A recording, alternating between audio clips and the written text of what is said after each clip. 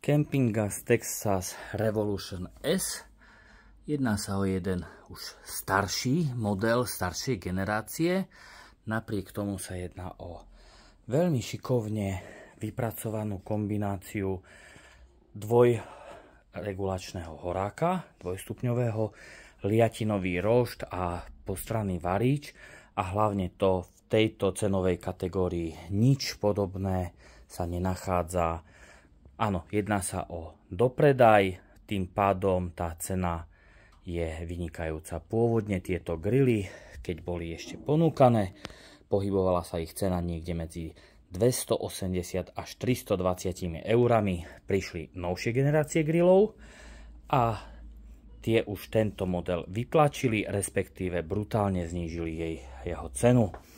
Čo tu máme? Takže predná strana s malinkou poličkou na koreničky.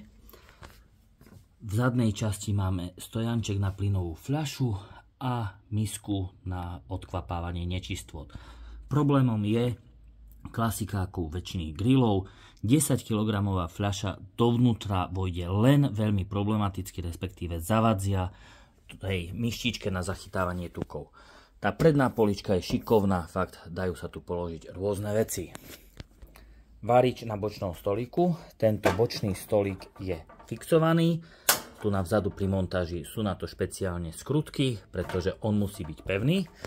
Druhý stolík je sklápateľný, čo je výhoda hlavne pre uskladňovanie, aby to zaberalo čím menej miesta. Pre zvýšenie stability stále máte možnosť pri montáži, tu sú spredu, zozadu skrutka, vďaka ktorej sa zafixuje a stolík bude už pevný, bez možnosti sklápania. Takže nazad máme tu klasický varič s výkonom 2 kW, bezproblémová vlastne regulácia výkonu. Zapaľovanie je spoločné pre všetky horáky. Zapaľovanie je piezomechanické.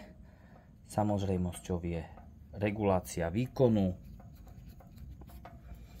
Takže toto máme jednu časť.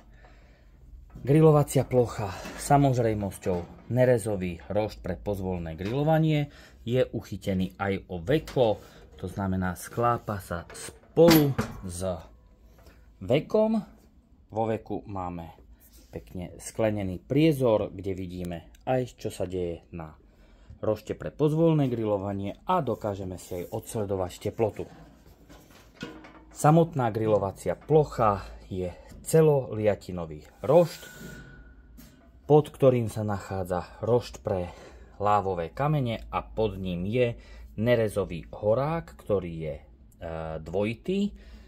Takže s reguláciou plynu máme jednu časť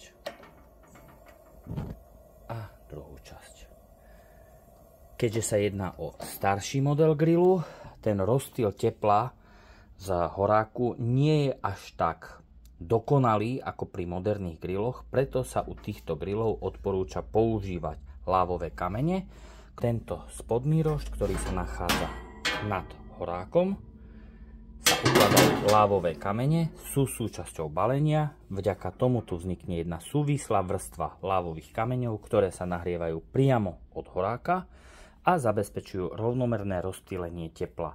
Hlavne staršie generácie, ktoré už mali grill s lávovými kameňmi, si túto technológiu veľmi pochváľujú, sú na ňu zvyknutí. To teplo je rovnomerne rozložené, je to vysoko sálavé teplo s vysokou teplotou. Takže asi takto. Samozrejmosťou sú aj háčiky na bočných stolíkoch pre uloženie nejakého náradia. Samotný podvozok je na kolieskách, takže manipulácia s ním je v štýlu fúrika veľmi jednoduchá.